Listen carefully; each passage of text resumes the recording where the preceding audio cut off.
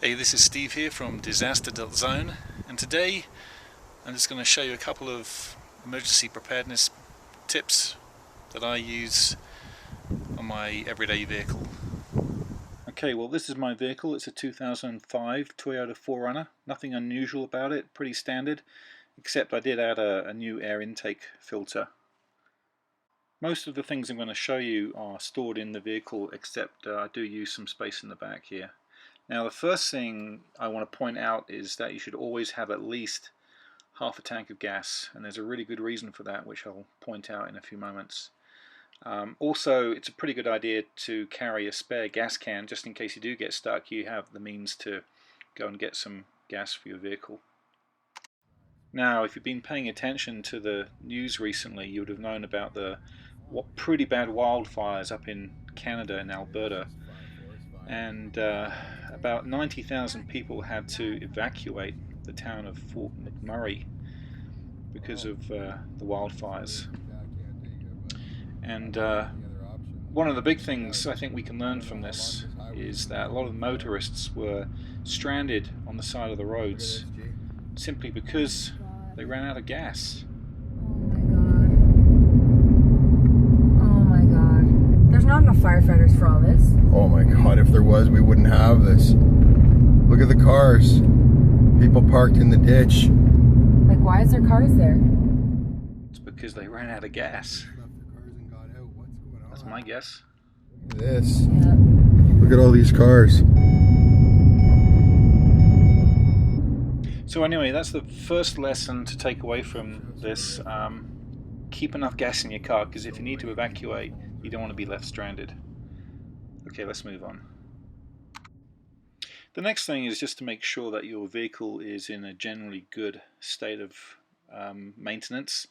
So obviously having a good battery is important, and make sure that you regularly check all your fluids, oil, washer, all that kind of stuff. You can just get that done at a garage if you're not sure how to do it yourself. But that's pretty important. Make sure you have a good set of jumper cables in the car. If you ever have a flat battery, and it does happen, you know, someone can help you get started. Make sure you have a wheel jack and all the tools, and maybe even a copy of your vehicle repair manual. The first thing to do is to clear out your vehicle of any unwanted luggage, anything that might get in the way if you need to make a quick exit. So let's get rid of that. The next thing is a GPS. Now, this is a Garmin GPS. It doesn't require any internet access to use it, so that's obviously a good choice, because if the internet goes down and you're relying on a GPS, well, you won't be able to get very far. Since most smartphones come with GPSs, get an app like Waze. That can be really good for getting around. Also, carry a couple of maps. Keep them in your glove box. And any other larger maps, you can just stash under a back seat, out of the way. Make sure you keep a cell phone charger in your car, and keep your phone as charged up as possible so that it's always ready for use. Now, if the cell phones ever go down, well, this is my backup. It's my ham radio. I am a licensed operator, and it's a very good thing to have in your vehicle as a backup communications device.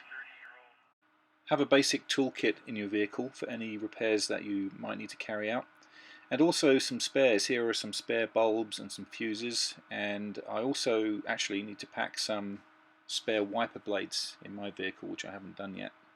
I don't think you can ever have enough flashlights, so I've got at least 3 flashlights in my vehicle. One of them is a headlamp with a strobe, which might come in handy. Plus, I've also got some road flares and some glow sticks. In the back of the vehicle I keep a fire extinguisher, and I have actually had to use one of these in the past, not on my vehicle, but there was a roadside fire which I was able to help put out with some other motorists. That really came in handy. Now, moving on, it's also a good idea to carry some bottled water in your vehicle. I always carry at least 8 bottles in my vehicle, plus a collapsible water container if I need to get more. I do carry some snacks in my car, like granola bars and that kind of stuff, but I also carry some MREs which I keep under the seat whenever I might need those. Of course, you're going to need a first aid kit as well. I recommend getting more than you need. This is a 10-person first aid kit and is just ideal. I also carry some clothing, jacket, boots, waterproof pants, sleeping bag, hat, gloves, and I keep all those in a little backpack. And one other thing I keep in the back here is a sheet of cardboard, which can be quite useful if you need to sit down on the side of the road to work on your vehicle, or it can also come in handy if you need to write a message to attract other motorists' attention. And finally, if you do have a hitch on the back of your car, well, there's no point wasting it. Might as well have the ability to tow a trailer if you need to.